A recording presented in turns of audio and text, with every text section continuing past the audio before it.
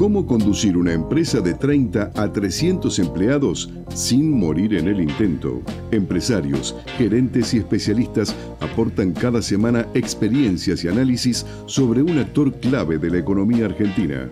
M de Medianas, con la conducción de la consultora Marianela Labate y el periodista Carlos Liaskovich, muestra soluciones y herramientas concretas para empresas que ya no son pequeñas, que se han profesionalizado y que quieren seguir creciendo de un modo sustentable. Los lunes, a las 14 horas, por Radio Cultura.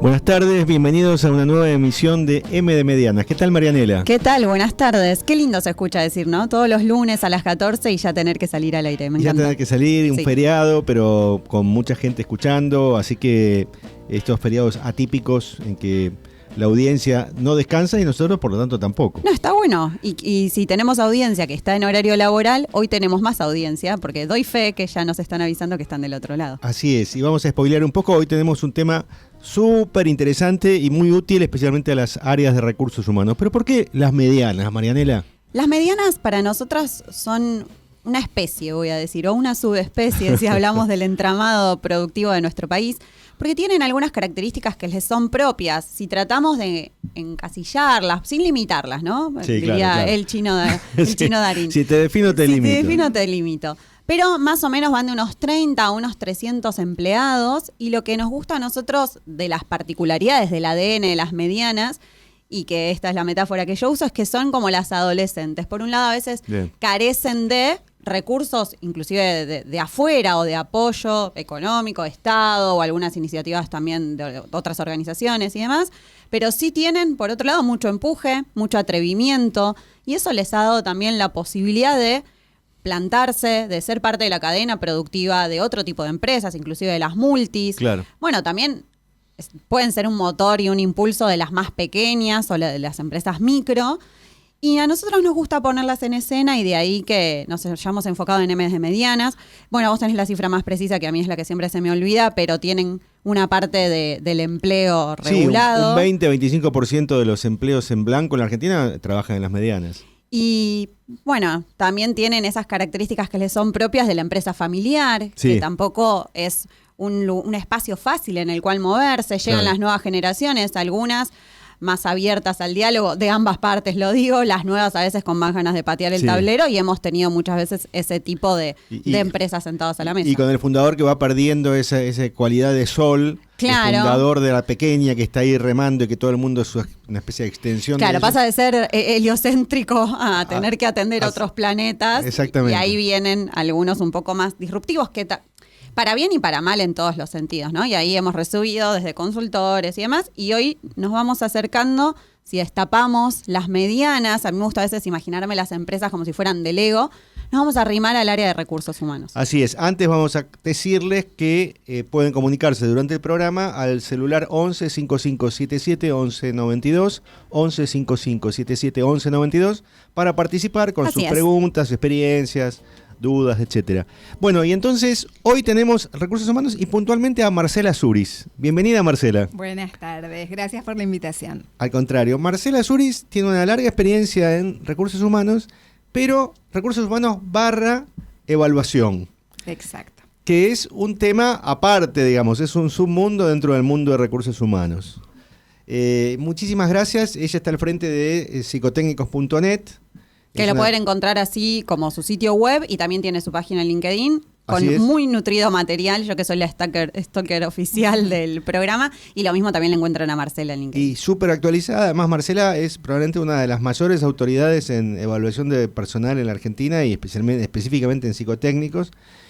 Y para ir entrando en tema, Marcela, vos sos, digamos, una pieza fundamental, externa, pero fundamental para muchas empresas, por supuesto muchas medianas, que necesitan complejizar su tarea, y donde la evaluación es una de las áreas que involucra a la gerencia de recursos humanos. A veces es gerencia, a veces es una jefatura, depende de la dimensión de la empresa, de la complejidad. ¿Cómo para empezar, digamos, como para ir de lo general a lo particular, ¿cómo fuiste viendo la evolución del área de recursos humanos en los últimos 30 años? Que digamos, obviamente te involucró directamente a vos desde afuera, ¿no? Bueno, antes de ir a tu pregunta o avanzar sobre el tema, yo te diría, volvería sobre algo que comentaste, Carlos, que es, no es complejizar cuando uno avanza por ahí con profesionalizar, sino tiene que ver más con simplificar, ¿no? Con implementar procesos o caminos que permitan y faciliten, ¿no? Las cosas. ¿no? Claro, no complejizar en el sentido, claro, de no de volverlo más difícil, sino hacerlo más profesional. Más profesional, ¿no? O sea, claro. Bueno, respecto de, si uno trazaría como una línea de tiempo y pensaría, bueno, ¿qué pasó en recursos humanos en estos últimos 30 años? Yo diría que hay un primer momento que es donde el que por ahí recordamos los más grandes como la oficina de personal, ¿no? Claro. Donde se pagaban los sueldos, donde por ahí había que ir a hacer un reclamo, donde había empresas donde había mucha jerarquía, planificación, donde la oficina de personal era controlar el ausentismo, mucha tarea de control. Vacaciones. ¿no? Vacaciones, ausentismo. El cambio de banco, acercar una licencia. Exacto. Era casi una ventanilla burocrática. Exactamente, pero que estaba de la mano de cobrar los sueldos, hacer reclamos y demás, ¿no? Se pagaba en efectivo incluso, todavía yo llegué a verlo eso. Bueno, exactamente, pasaba eso. Hoy en día sigue existiendo, no podemos decir que los distintos pasos dejaron obsoletos 100% a cada una de las etapas, pero son pocas las empresas que hoy en día tienen exclusivamente una oficina de personal que se ocupa de esas cosas. Claro. Yo diría, eso en general en el ámbito de recursos humanos se dice que fue acompañado por un tipo de management que es el 1.0, ¿no? Que es este management que tenía que ver con liderar, con controlar, donde había jerarquías, el empleado, el jefe, el mando medio. Ahí el organigrama, parados. Digamos, la imagen sería el organigrama. Exactamente. Ahí estaríamos parados en ese momento, si pudiéramos decir, bueno, partamos de acá. Hay un segundo momento donde recursos humanos empieza a ser lo que se llama un área más transversal o staff, ¿no? Ahí empiezan a surgir términos como los deben haber oído, el cliente interno y el cliente externo, ¿no? Yo, la empresa, tenemos clientes externos, pero yo como área de recursos humanos atiendo a mis clientes internos. Entonces le proveo al área de operaciones los postulantes que necesita, le proveo al área de finanzas los postulantes o colaboradores que necesita. Entonces, el área de recursos humanos, operando en lo que se empezó a llamar un Management 2.0, es como un área de servicios dentro de la empresa, transversal. Bien. ¿Sí? Este fue un momento importante y como decía al principio, sigue coexistiendo, ¿no? Y lo podemos encontrar en distintas organizaciones, más pensando en el mundo PYME. Claro. Con el correr del tiempo y ya diría pisando lo que estamos viviendo, nos encontramos con lo que se llama Management 3.0, 4.0 diría hoy en día, y donde recursos humanos empieza a ser un área de gran impacto en el negocio, ¿no? Donde ya no es más un área transversal, sino que donde se espera de recursos humanos que impacte en la rentabilidad del negocio.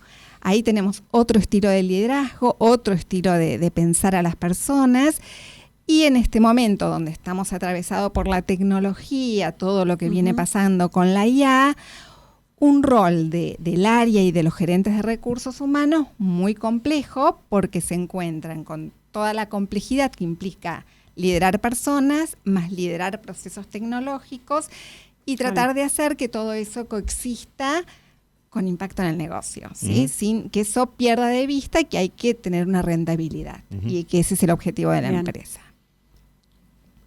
Perfecto. Pienso, y por eso me quedaba como haciendo números, que se asemeja mucho cuando uno estudia marketing, ¿no? El marketing 1.0, que era solo producir. El segunda etapa, salir a vender. Digo, creció de la mano recursos humanos, también para después llegar en esta suerte de transversalización que tuvo, de incorporar también otros perfiles el área de recursos humanos, porque antes también quizás eran, o me dirás vos con mayor precisión, pero pienso las personas que estudian recursos humanos, Cuando empezás a asistir a finanzas, sumás a alguien que sepa del tema, pero después imagino que empezaron a estar los perfiles de psicólogos, las personas que estudian relaciones del trabajo, empezó a haber también áreas en recursos humanos de felicidad. Exacto. Entonces, acompañaron también la evolución de un negocio que empieza a pensar también, bueno, en el triple impacto, en la comunidad. Creo que ahí fue que se tuvo que volver un área más pulpo, ¿no?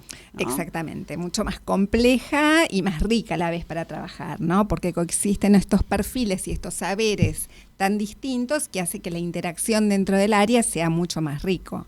Sí, si hoy tendríamos que decir quiénes trabajan en área de recursos humanos, relaciones del trabajo, psicólogos, Claro. hay sociólogos, tenemos gente de tecnología. Eso te iba a decir, personas que se especializan en transformación digital, bueno, en perspectiva de género o inclusión. Todo el tema de inclusión empezó a ser un subárea importante Claro. en recursos humanos, antes no existía. ¿Sí? Así que sí, y todos estos programas también en general, ¿no? De responsabilidad social empresarial, el tema de tratar de que la empresa sea una empresa que tenga en consideración el impacto ambiental. Hay un montón de temas que entraron a la gran bolsa de recursos humanos, que antes no era tan grande, vamos a decir, y que de alguna forma empiezan a coexistir. Vos tocaste un tema que para las empresas obviamente es súper importante, que es la rentabilidad. ¿Qué impacto tiene contratar para hacer un psicotécnico, para ver qué perfiles requiere la empresa? Porque lo que nos pasa siempre, y se charla mucho en esta mesa, es, ok, que sea una inversión y que no sea el gasto. Nos pasa en marketing, pasa en innovación, contratar consultores. Digo, ¿qué puede cambiar en esa aguja de ir haciendo el seguimiento de los ingresos del negocio? En realidad tiene que ver con la descripción del puesto Bien. y de la descripción de los perfiles, ¿no? O sea, la descripción del puesto es lo que te lleva a pensar, bueno, ¿qué es lo que requerís de ese postulante o futuro colaborador de la empresa? Entonces, si estamos en una organización donde el impacto ambiental, donde la inclusión y donde priman esos valores, vamos a tener que buscar postulantes con ciertas características que no van a ser los mismos que por ahí, vamos a suponer una empresa donde, supongamos una empresa donde de seguridad, ¿no? Uh-huh. Donde las culturas suelen ser sumamente directivas, uh-huh. jerárquicas. Claro. Entonces, por ahí un analista contable que puede funcionar en una de estas organizaciones, en la otra no. Entonces, la descripción del puesto, más tener en cuenta en esa descripción del puesto cuál es la cultura en la cual ese puesto se va a dar, impacta en qué postulantes vamos a buscar. ¿Te ha pasado de llegar a ser una consultora, una consultoría o a modo consultora, y que reorientes la búsqueda, que creen que necesitaban o creían que necesitaban un asistente o alguien contable y en realidad era alguien de administración y marketing? Pero a veces creo que el error, y es ahí que empieza esto del gasto, es no saber realmente cuál es el puesto que tengo que cubrir. Sí, eso de todas formas está más del área de las consultoras de selección que de lo que hacemos nosotros, que es evaluación. Que ya es la parte de evaluación. No obstante, te puedo decir algo que yo suelo encontrar muy asiduamente, y en esta época que hay bastante desempleo más. Uh-huh. El tema de llega una descripción del puesto, llega el currículum del postulante, uno lee la descripción del puesto, lee el nombre del puesto, abre el currículum del postulante y dice, acá hay una sobrecalificación. O sea, obviamente, seguramente le va a dar bien el psicotécnico, pero ¿cómo evaluamos esta sobrecalificación? ¿Cómo evaluamos que por ahí no va a durar porque está sobrecalificado y lo está tomando porque quiere tener trabajo y después va a seguir buscando y después se va a ver desmotivado y después si encuentra otro trabajo va a irse y después van a por ahí recurrir a ver qué pasó en el psicotécnico que le dio bien? Entonces, estas cosas son, diría, parte de la complejidad del mercado y de nuestro lugar como consultores. Bien. Vos mencionaste antes la inteligencia artificial. Antes de entrar en esa complejidad, digamos, de las herramientas con las que se cuenta ahora, ¿cuál sería el ABC del psicotécnico para alguien que tiene que tomar una decisión y sumar al psicotécnico como herramienta para establecer quién entra y quién no? ¿Querés incluir desde acá la inteligencia artificial? Porque No es necesario. No es necesario. Después la sumamos. Sí. Como... Sí. Entonces la pregunta sería, ¿qué es lo que debería...? ¿Cuál es una explicación, una ABC para alguien que no conoce de psicotécnicos? ¿Cuáles son los pasos para que el psicotécnico funcione en una selección de personal? A ver, yo diría, es importante que la descripción del puesto esté clara. Es importante que la cultura, de alguna forma, pueda explicitarse. Es importante tener alguna información, entre comillas, informal, de cómo es el equipo en el que se va a insertar, cómo es el jefe con el que va a trabajar, qué es lo que se espera de esa persona. Es importante también tener en cuenta qué fue generando dudas durante el proceso de selección del postulante que nos derivan a evaluar, ¿sí? Como para poder poner la mira en, bueno, supónganse, me generó dudas que tuvo mucha rotación. Bueno, vamos a ver qué pasa con la estabilidad. Bien. ¿Sí? Todo eso suma. No obstante, hay un punto que yo a veces... y pensando en una situación que tuve la semana pasada, donde un dueño de pyme me entrevistó, la verdad que no le interesaba mucho saber cómo yo iba a, vamos a decir, operar. Es como que uno dice, al cirujano uno no le pregunta mucho qué anestesia va a usar, qué bisturí va a usar. Lo que le importa es que el informe sea confiable y que le dé información respecto de qué puede esperar de esa persona en su desempeño frente a lo que él está buscando. Claro, ¿no? está buscando un grado de certidumbre. Exacto. O casi un sí o un no a veces para En realidad, cubrir ese yo lugar. digo que seguramente el empresario busca tener más certezas y lo que nosotros podemos ofrecer son herramientas para que pueda tomar decisiones con mayor seguridad. No somos la bola de cristal, no tenemos asegurado lo que le puede pasar a esa persona de aquí a un futuro, hay mucha contingencia en la vida, pero sí podemos ser una herramienta que permite tomar decisiones con mayor seguridad. Bien. ¿Sí? Yo puedo ir un paso más atrás, Claro. porque aquí alguien que hace más de casi 20 años que está en el mercado laboral, y si bien sé que el abanico es enorme, no he tenido un psicotécnico. ¿Alguna categorización? ¿Qué ejes coexisten para quienes estén por someterse a un test? O si en algún momento me toca, digo, echar un poco de luz de qué es esa caja negra del psicotécnico. Ok. Primero, decirte seguramente por qué presupongo que no pasaste por un psicotécnico. Creo que tiene que ver con los negocios, ¿sí? Hay negocios, por ejemplo, en las grandes empresas el psicotécnico existe hace muchísimos años. Bien. En las pymes tiene que ver con cuando las pymes empiezan a profesionalizarse o ya están profesionalizadas, ¿sí? Hay negocios donde todavía no llegó el psicotécnico o, por ejemplo, en los años que yo llevo en el mercado, yo fui viendo cómo entraba el psicotécnico a determinados negocios. Bien. Por ejemplo, me acuerdo... En mis primeros años me llaman de un hospital bastante reconocido. Yo dije, qué raro, un hospital. ¿Un hospital privado o público? Un hospital privado. Privado. Un hospital privado. Sí, privado. Entonces dije, qué raro, un hospital. Y la realidad es que nunca habían tomado psicotécnicos. Para mí era la primera vez de tener una experiencia en el mercado de la salud. Años yendo al hoy tengo un montón de empresas del mercado de salud. Pero en esa época... El mercado de salud estaba por fuera de los psicotécnicos, claro. No era un negocio. Las radios, la verdad, nunca tuve un cliente que sí tengo medios, agencias de medios, claro. Esto sí, pero no nunca. Tengo un canal, en el canal 4 del norte, pero es poco. No es un mercado que circula mucho por los psicotécnicos. ¿Y educación? Sí. Yo entiendo que hace menos que lo que yo llevo en educación.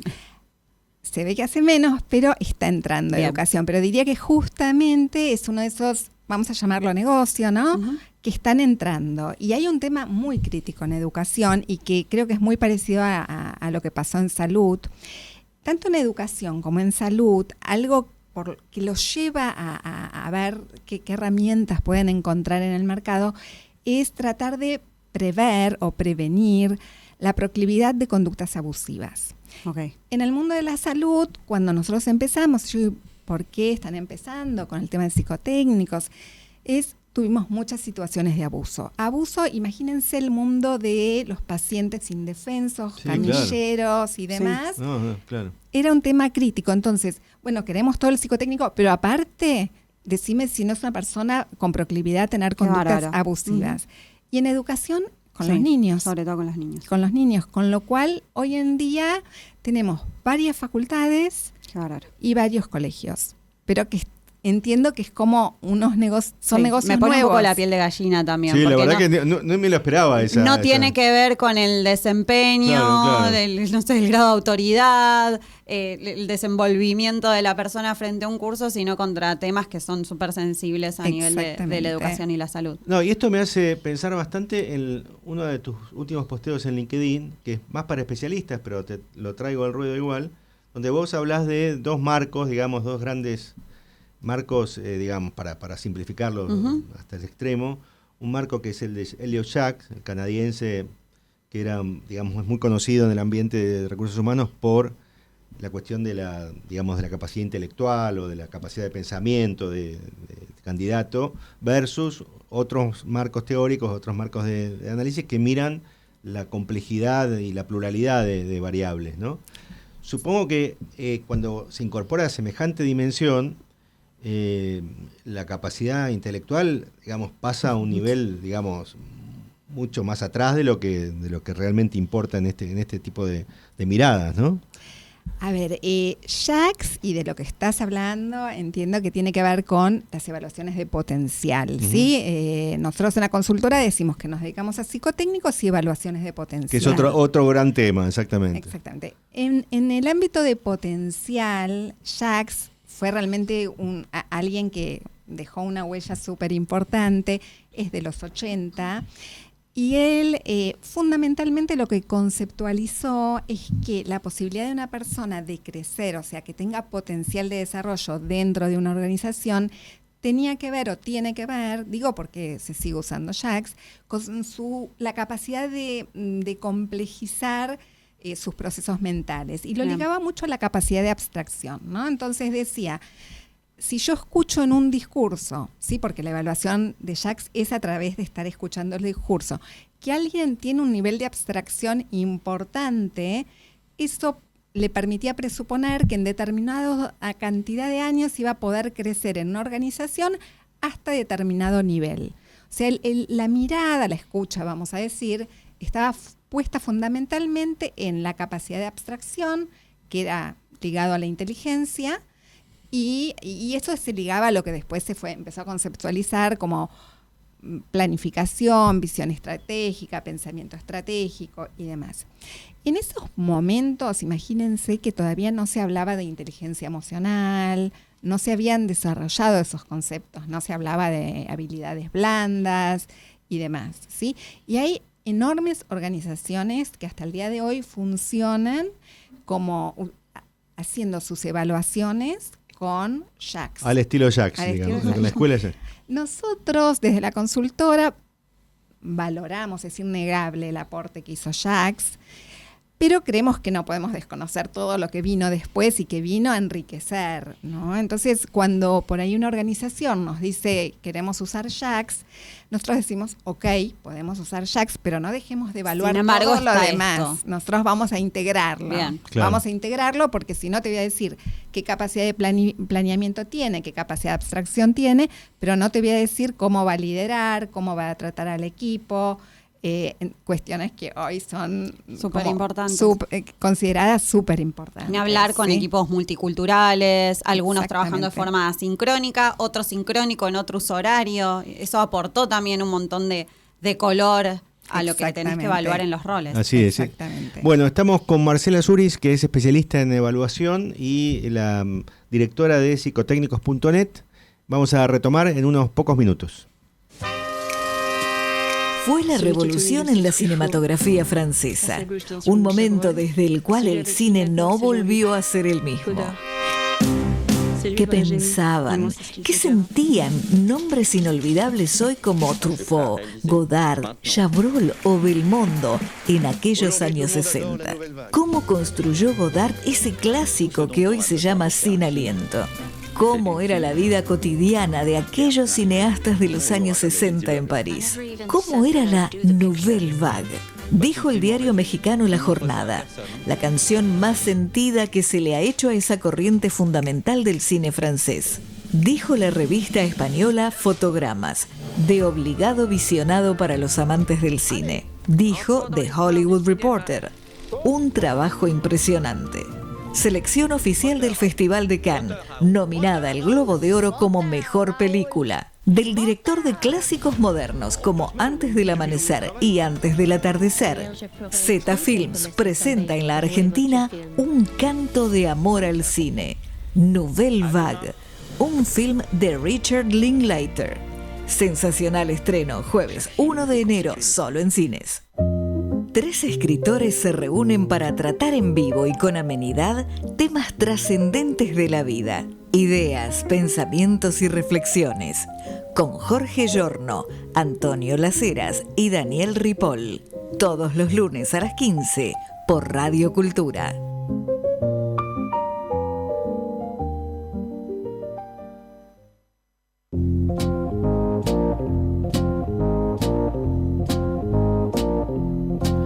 Bueno, retornamos con Marcela Zuris en M de Medianas y la estamos acribillando a preguntas sobre diferentes áreas de recursos, de diferentes temas del área de recursos humanos, pero en particular, por supuesto, en su expertise, que es evaluación y en psicotécnicos. Marcela es directora hace muchos años de psicotécnicos-net. Recién dije .net, no, es -net, psicotécnicos-net, con P al principio. Sí. Psicotécnicos. Psicotécnicos, ahí está. así es. Marcela, bueno, Marianela, sí. No, está bien. Bueno, sentiste que tomé aire y porque venía una pregunta. Está, y Marcela también dice, uy, ahora tengo que respirar. Entiendo que los psicotécnicos obviamente se orientan al tipo de búsqueda y puesto, pero más allá de eso, ¿se sumó una capa adicional para tener en cuenta si la persona va a trabajar, por ejemplo, full home office o inclusive ni siquiera en el mismo país? ¿Qué impacto tuvo esto que, bueno, obviamente se vio potenciado con la pandemia, pero que, bueno, ahora hay mucha vuelta a las oficinas? Pero eso, si hay alguna diferencia extra que se suma para alguien que va a estar full virtual, por ejemplo.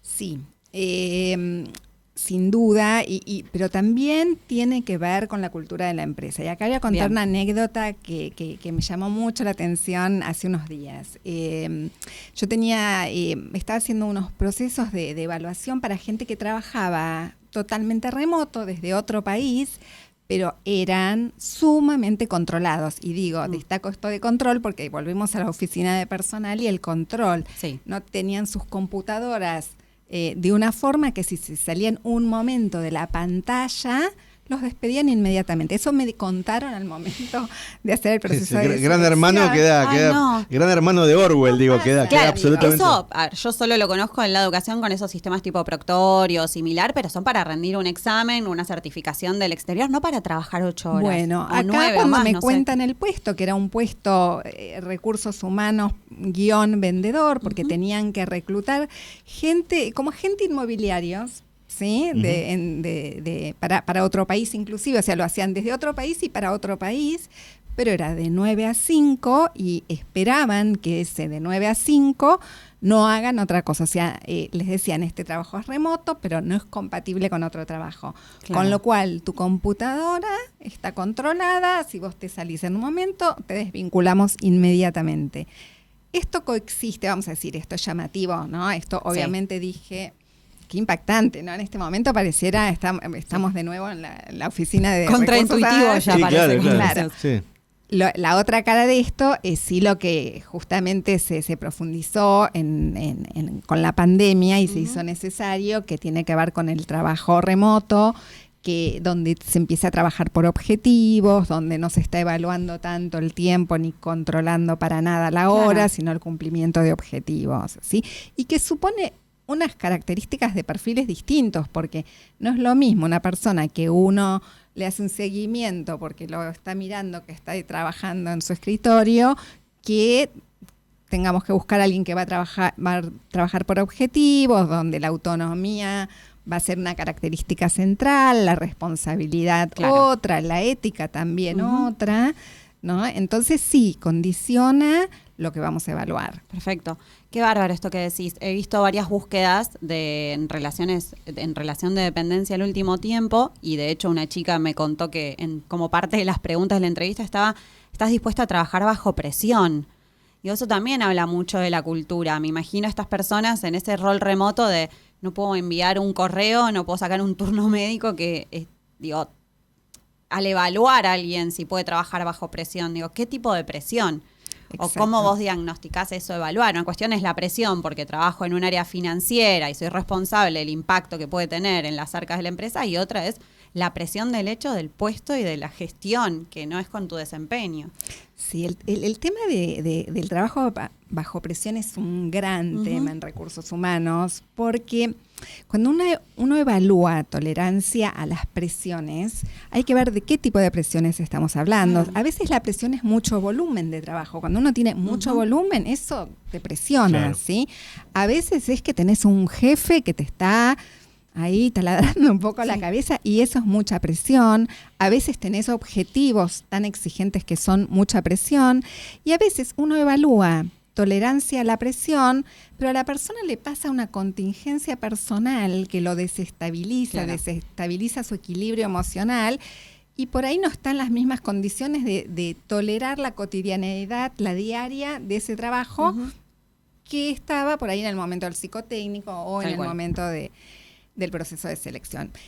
Igual el tema de la presión es un gran tema, porque también está de la mano de muchos conceptos de los cuales se venía hablando con mucha más fuerza antes que invada, digamos, la inteligencia artificial, que es el tema del bienestar, ¿no? Claro. Donde se supone que trabajar bajo presión no está bien visto, ¿no? No estaría bien visto que en una descripción del puesto esté puesto Claro. trabajar Claro, bajo presión, porque claro. se supone que uno tiene que trabajar y va a tener una mejor performance si no está trabajando bajo presión. Exacto. Entonces son temas que tienen muchas aristas. Una ¿no? cuestión que probablemente le interese a la gerencia, digamos, de una mediana, o de una pequeña que tiende a mediana, o una mediana que va a empezar a dar pasos más grandes, que es el tema de, digamos, ¿promuevo la gente que tengo adentro o tomo a talentos que están afuera? Siempre el malo conocido, que puede transformarse en bueno conocido, implica una cierta continuidad de viejas prácticas. El bueno por conocer implica un aire fresco, implica traer nuevas tecnologías, nuevas metodologías, digamos, nuevas visiones. Cuando a vos, digamos, y a tu equipo le piden hacer esta evaluación, ¿vos ya sabés cuál es el caballo del comisario? Es decir, digamos, ¿es una formalidad esto? ¿O realmente buscan valor en lo que vos le vas a incorporar? Incluso a veces puede haber hasta contradicciones entre el área de recursos humanos y el área específica donde va a trabajar esta persona, ¿no? Sí. No te podría decir está mal o está bien, porque va a depender de la cultura de la empresa. En general, que se promueva a la gente genera una cultura positiva, ¿sí? Que la gente esté trabajando en una empresa donde sepa que hay posibilidades de crecimiento, eso en sí genera un mejor clima que en una empresa donde la gente siente que va a estar ahí haciendo siempre lo mismo y no va a tener posibilidades de crecimiento, porque van a buscar por fuera o en el mercado cuando haya una posición que suponga un crecimiento. Eso, digamos, como primer paso. Ahora, yo en general soy de la idea de, a mí me gustan las búsquedas mixtas, ¿no? Uh-huh. Donde se abre adentro de la empresa y se abre afuera. Entonces, el que está dentro está compitiendo de alguna forma, usando la palabra en el sentido más sano, en las mismas condiciones que los de afuera, pero tiene oportunidades. A mí me parece que eso es lo más saludable como modelo de empresa. Ok. ¿Sí? Okay. Y también porque lleva a los colaboradores que están trabajando a estar pensando en su empleabilidad todo el ok. tiempo, ¿no? En no decir, bueno, yo acá ya estoy, está. ya está. Decir, no, yo Y me queda tengo que seguir. estoico en ese lugar y... Exactamente. Claro. Cuando nosotros evaluamos una promoción, que en general ahí es donde se usan mucho las evaluaciones de potencial, porque bueno, puede ser, la persona puede estar bien desempeñando en el puesto que está, pero no lo sabemos si lo hacemos crecer. O lo hacemos, ya sea lateral o no, lo movemos, digamos. En esos casos nosotros siempre decimos que es aconsejable que la persona reciba los resultados de su evaluación a través de una entrevista, no a través del informe, que en general suele ser más crudo y Claro. para recursos humanos, pero que tenga la posibilidad de tener la devolución de su evaluación para pensar en su empleabilidad, más Bien. allá de la empresa. Ok. Yo tengo una más afuera. No sé si tenías otra, ¿sí? No, sí. Me voy como al exterior. Sí. Yo ahora ya aprendí que el psicotécnico no va a depender solo del puesto, sino también de la cultura de la empresa, pero ustedes trabajan con otros países. Sí. ¿Hay también como diferencias en el psicotécnico? Digo, si voy a emplear a alguien de otro país para trabajar con Argentina o ustedes trabajando con otros países, si hay grandes diferencias en indicadores o algo de eso.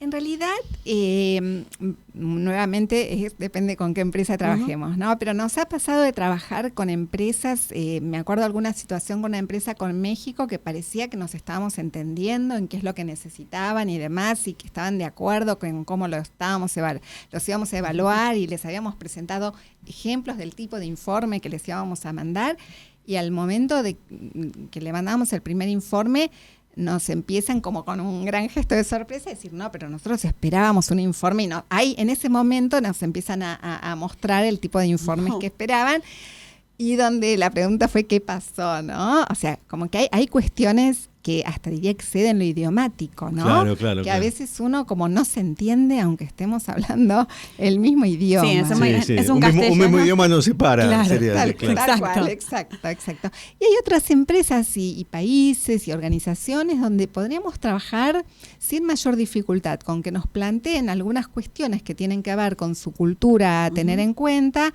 Nosotros podemos trabajar sin que esto marque una diferencia mayor a como trabajamos con empresas con culturas distintas. Perfecto. Lo que sí nosotros implementamos es tratar de evaluar al postulante en su idioma nativo, ¿no? Claro. No tenemos infinitos idiomas dentro de la consultora, pero dijimos, bueno, inglés, portugués, ¿sí? Porque es verdad que está en mejores condiciones alguien que hace su evaluación en el mismo idioma, en su idioma nativo, que no supone un esfuerzo extra. Un esfuerzo extra, claro. Exacto. O inclusive una imagen a veces impostada, porque uno peca a veces de mucha inseguridad hablando un idioma que no es el nativo y queda algo quizás desdibujado. Ustedes se van a dar cuenta en el test, pero la incomodidad quizás de quien está sentado ahí, porque después tal vez trabaje en su idioma nativo. Digo, Claro. a veces el Exactamente. inglés se usa también para las empresas argentinas que contratan de afuera. Tal cual. Nosotros inclusive tenemos como parte de nuestros servicios poder evaluar también el nivel de inglés, poder evaluar el nivel de portugués, y que a veces el postulante es el que habla otro idioma, pero el reporte tiene que ser en castellano o en inglés, Bien. ¿no? Como la posibilidad de hacer estos cruces en el mundo globalizado que estamos. Está bueno, ¿no? Obviamente no sabemos chino, no sabemos alemán, Sí, claro. tenemos nuestras Hay limitaciones. un cierto marco, digamos, de posibilidades. Marcela, estamos conversando con Marcela Zuris de la consultora Psicotécnicos-Net. Marcela, cuando en tus últimas, digamos, intervenciones en redes e incluso en presentaciones, vos tenés una advertencia muy, muy fuerte respecto de la inteligencia artificial como herramienta solitaria para realizar psicotécnicos.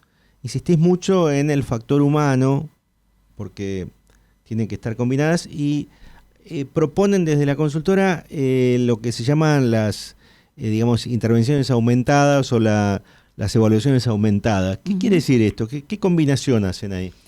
Bueno, a ver,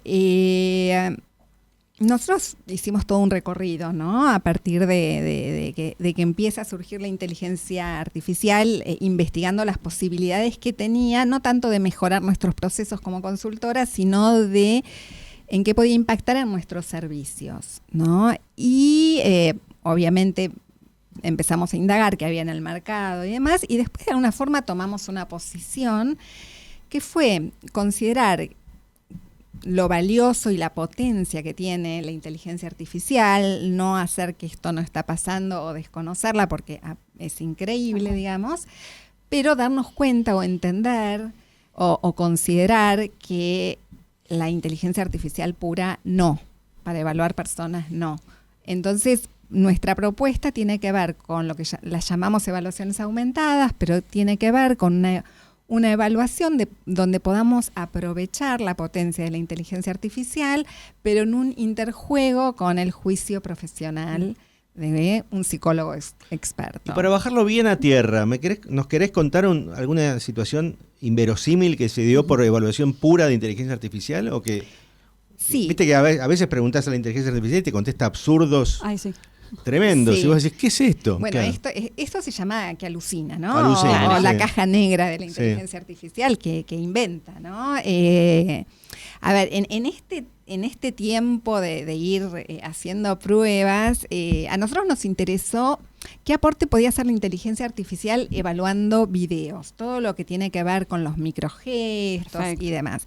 Así que empezamos investigando por ahí. Y al principio trabajamos con un desarrollador y después, si quieren, conversamos un poco de los desarrolladores y demás. Y en un principio era, bueno, a ver, subo un video, a ver qué me dice la inteligencia artificial y qué yo puedo ver en las otras técnicas, ¿no? Y la realidad es que lo que pasaba es que los postulantes donde el psicotécnico les daba bien, por ahí el informe de la inteligencia artificial puro estaba bien, no estaba, le faltaban sutilezas, pero no estaba mal. No alucinaba, digamos. No. Pero el problema era de los postulantes que la evaluación no le daba bien, que en general tenían que ver con o inestabilidades emocionales o cuestiones de personalidad de cierta complejidad.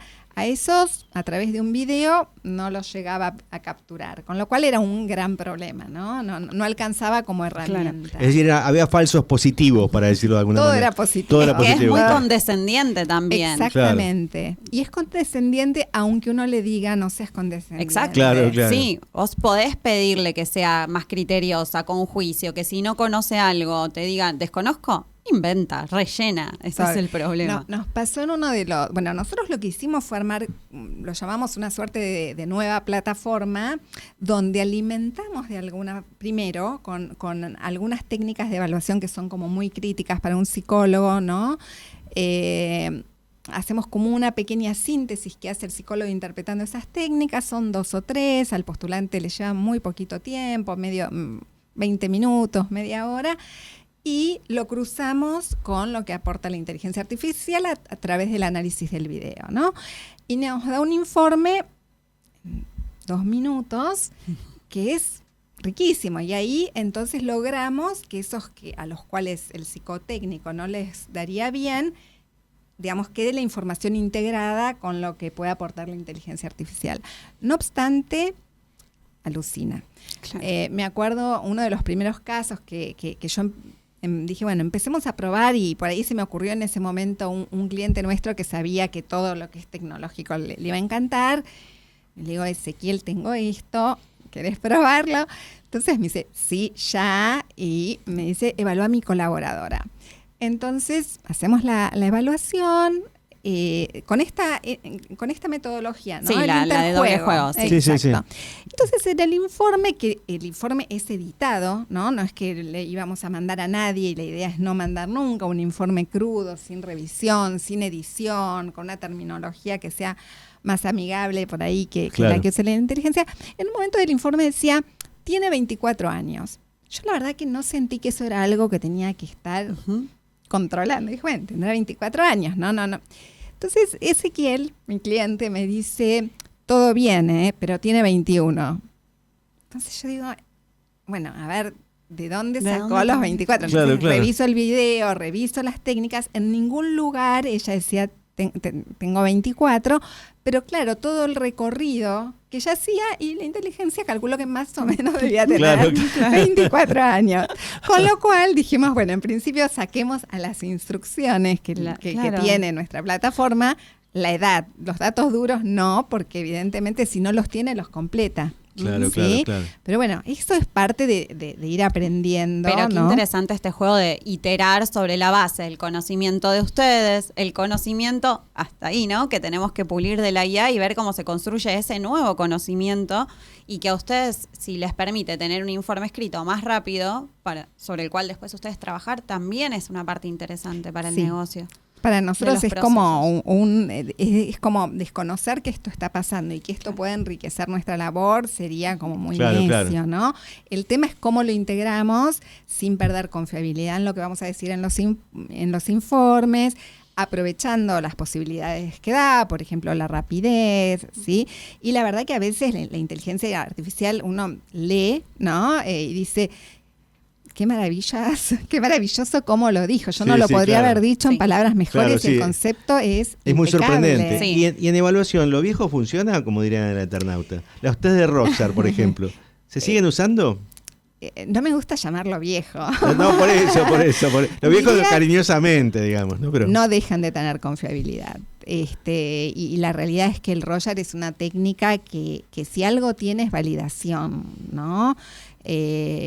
Hoy, si uno entra o sea, Roger uno puede estudiar seriamente, es un posgrado para un psicólogo que dura 3 años, hay 2 o 3 instituciones confiables donde estudiarlo, o puede estudiarlo en pequeños cursitos de 5 clases que te enseñan Roger y donde realmente no sabes nada y por ahí pones que sabes hacer algo de claro, Roger. hay que tener cuidado con eso, ¿no? Exactamente. Si uno lo estudia bien, el Roger es como yo diría, es como un tronco donde después todo lo que voy a ir interpretando de las otras técnicas, es como que a un evaluador le estructura la forma de pensar, ¿no? Okay. Después puedes no usarlo por ahí, Bien. pero tenés la estructura ahí de pensarlo. Hoy en día, por todo esto que viene pasando en el mercado, que proliferan por ahí cursitos de asincrónicos de 5 clases, donde si uno ve las principales instituciones de Roger, cambiaron. Vos, Marianela, que sos más de marketing y comunicación, si vieras, a mí me llama mucho la comunicación que ellos están haciendo porque cambiaron totalmente a hablar de esto es todo un aprendizaje, es complejo, hay que, ¿no? Claro, como claro. que tienen toda una comunicación. Sí, cambiaron la forma de la propuesta de valor o de cómo la transmiten a los potenciales clientes, sí, o bueno, en realidad estudiantes, pero para ellos son también un cliente. Hoy el Roger se usa poco digamos, y esto tiene que ver un poco con que la realidad es que pospandemia se volvió muy poco a la presencialidad en el tema de las evaluaciones. Entonces se suple el Roger por el Zuliger, que es, a veces se lo llama el Roger acotado, que es una técnica que en vez de 10 láminas son 3. Y es virtual. Y se puede, o sea, es más amigable tomar virtual un Zuliger que un Roger. Okay. No obstante, por ahí cuando tenemos algún cliente que sabe de técnicas, ¿no? Que a veces nos pasa que del otro lado saben y dice yo quiero Roger, se puede tomar virtual. Digamos, si uno puede tomar 3 láminas, también puede tomar 10. O lo puede tomar en presencial. Pero a mí me parece que lo importante del Roger es tener el conocimiento en la cabeza, ¿no? Okay. Para un evaluador. Más que el instrumento, tener el conocimiento adentro del evaluador. Más digamos. allá de que lo utilice o no. Nosotros en la consultora es un requisito para cualquier psicólogo que se quiere incorporar, es dónde estudiaste Roger, y por ahí después no lo usa, ¿no? Pero es un requisito. ¿Qué pasa con las generaciones más grandes? De 40 a 50 versus las competencias con los de 20 y 30. Depende de la empresa, depende del puesto, tienen chances, a veces tienen más chances o directamente que ni manden la postulación. No diría que ni manden la postulación. Se habla de la generación Silver, ¿no? De la que peina canas, digamos. Yo hace unos años escribí un artículo sobre qué bueno las generaciones Silver, ¿no? Lo que pueden aportar y demás. Y me sorprendió mucho que los comentarios a esa publicación son esto es mentira, estamos por fuera del mercado laboral. Como que la reacción fue, yo dije, ay, que parece un artículo medio naif lo mío, ¿no? Como yo diciendo, qué bueno que está entrando. No, y la respuesta era... hoy con la IA está pasando algo distinto, porque en general los más 50, ¿no? O más 55 o hasta más 60 es gente que tiene como mucha formación y experiencia, ¿no? Y por ahí la posibilidad de ese conocimiento cruzarlo en cualquier área, estoy hablando, ¿no? Uh-huh. Con un experto de IA, se pueden lograr por ahí cosas mucho más rápidas y efectivas que si hay un experto en IA que no tiene nada que ver con el conocimiento técnico de un área específica. Entonces hay una revalorización del conocimiento de la experiencia. De la generación Silver, digamos. Y diría que con los jóvenes está pasando algo fundamentalmente con los programadores que a mí no deja de asombrarme, porque hubo mucho y me asombra con el tema de la inteligencia artificial también, ¿no? Porque hace mucho tiempo se venía diciendo en el mercado, bueno, los perfiles siempre más buscados son los tecnológicos, y de los tecnológicos hay más demanda que oferta, entonces lo que te conviene es estudiar tecnología para asegurarte un puesto de trabajo. Y hoy hay un montón de programadores sin trabajo, jóvenes, porque estudiaron justamente para tener trabajos. Y hoy por ahí la IA hace que los programadores no sean tan necesarios. Sí, o se tienen que estar reconvirtiendo a tener conocimientos en herramientas de IA que se complementen con el desarrollo de código. Sí, pero sí, exactamente. O diseñadores tipo de perfiles como de lo que llamamos UX o de interfaces digitales también, porque hoy hay muchas soluciones de IA. Por eso creo que se revaloriza también del segmento Silver el aprender a pensar, ¿no? Que es la enseñanza que pueden dar, o la toma de decisiones. Hoy tenemos sobreinformación, sobre herramientas, pero no sabemos con qué se usa esa herramienta. Y creo que esa es la enseñanza que pueden tener los perfiles con más experiencia. Completamente. Sí. Si algo tiene de complejo el rol de recursos humanos hoy en día, hablando de un gerente, es esta exigencia de impacto en el negocio, de saber trabajar con la gente y de saber integrar tecnología, ¿no? Es como que se complejizó el rol, claro, ¿no? Como para empezar a cerrar, ya nos quedan pocos minutos. Marcela Zuris, que es directora de Psicotécnicos-Net, ¿cuál es la accesibilidad para una empresa mediana, 50, 80 personas, para acceder a un psicotécnico integrando IA? Es decir, ¿cuál sería el costo estimado? Por supuesto, depende de la posición también, de la complejidad de la búsqueda, etcétera. Bueno, hay como un abanico de oferta en el mercado, pero no hay mucho desarrollo de por ahí esto que nosotros tratamos de desarrollar, de esto que integra. El costo siempre se supone que tiene que ser más económico, ¿no? Porque ahí como uno está apoyándose en tecnología, y por ahí lo que supuso un costo sería el desarrollo, pero después debería como lograr que se bajen los costos. Correcto. Hoy en día hay empresas que ofrecen por ahí paquetes, entonces puedes usarlas. Pero bueno, hay que ver qué tipo de herramientas está ofreciendo, ¿no? Entonces siempre hay que... yo diría esto... permitiría bajar los costos, ¿sí? Hay que ver que no sea bajar los costos a costa de perder confiabilidad. Claro. Con lo cual habría que analizar la propuesta del proveedor con el que uno quiera trabajar, que oferte IA. Y para que pueda imaginar algún costo, si te van a contratar a vos, ¿cuál sería o cuál podría, digamos, dentro de un parámetro de costos, digamos, de recursos humanos, comparable con qué o qué? Claro, con un sueldo, con... No, un sueldo en general se suele decir, bueno, te cobro un sueldo por un proceso de selección, ¿sí? Claro. Un psicotécnico está en el mercado, saco ya un poquito. Sí. Es de un precio competitivo, 85,000 pesos es un buen valor. Okay. ¿Sí? Con IA eso puede bajar. En general nosotros estamos pensando en una forma de comercialización que tenga que ver con paquetes, con pago adelantado, con ciertas cuestiones. Perfecto, sí. Pero para darles como un número bien, preciso, no, eso es lo que queríamos como para que ahí. el oyente pueda más o menos... No, y que la mediana no crea que la idea es traerles soluciones que son reales o que se pueden ejecutar, si no nos quedábamos en ese monstruo que hablábamos hace un ratito de Laike. Conociendo estos valores, podría ser viable para una mediana acceder a este tipo de servicios? Yo creo que sí, que yo digo, bueno, a ver, este valor y lo contrapongo a los riesgos asociados a no tomar un psicotécnico, ¿no? Que pueden ser legales. Sí, o que ingrese la persona que esté 2 meses y exactamente, que haya que volver a hacer el proceso de selección.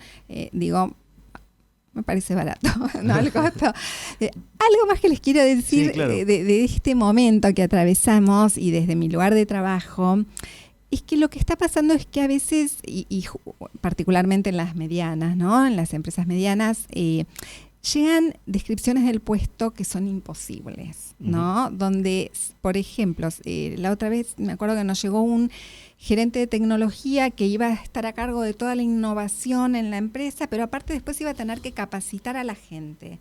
Y no, digamos, una persona innovadora con capacidad de investigar el mercado, de entender qué es lo que el negocio necesita, no tiene cabeza para después ir a enseñarlo a la gente. Entonces, hay veces, hoy lo que está pasando es que hay perfiles con exigencias que se contraponen. Es como pedirle a un vendedor que aparte tiene que pasar por un montón de procesos administrativos. Y el vendedor, no, el vendedor que es un buen vendedor es el que es proactivo, sale a la calle, quiere vender, quiere cumplir objetivos. No lo pongas a llenar formularios administrativos, claro. Porque sufre, digamos. Sí, seguro. Sí, hoy está pasando, esa es una particularidad. Hay muchos temas que quedan pendientes, pero bueno, en una futura oportunidad vamos a avanzar, ¿no, sí, Marianela? Voy a hacer mi primer psicotécnico. Así es. Bueno, muchas gracias, Nicolás Giancaglini, por la operación técnica, y Marcela Zuris, muchas gracias por haber venido aquí como directora de Psicotécnicos-Net y por todo el aporte que nos has dado. Aprendimos mucho. Sí, ahora hay que aprender a pedir por parte de las empresas, ¿no? En hacer mejores búsquedas. El próximo lunes. Así es, por Radio Cultura, y también nos encuentran a nosotros en @mmedianas, en LinkedIn, en YouTube y también en Instagram. Gracias, hasta la próxima. Gracias.